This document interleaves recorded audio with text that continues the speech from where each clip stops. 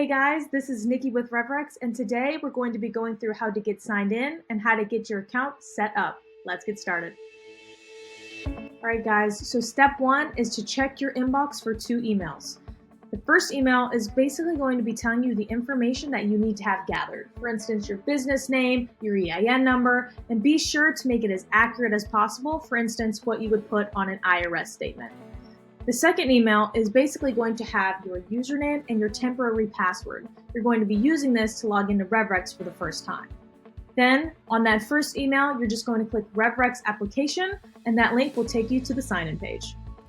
Alright guys, so once you get to this screen, the login screen, you're going to put in your email for your username and then that temporary password that you received in that last email.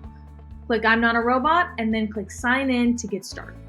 Next, you're going to be brought to the Welcome to RevRex app. On the left, it's going to have some pre-filled information. On the right, it's going to have some information that it needs. Please be sure to use, like I said previously, information that you would put on your income tax return, just so it's as accurate as possible. You're going to put in your bank account, you're going to put in your bank name, the type of account, and then once you've filled that out to the best of your ability, you can click the blue Save button to move to the next screen.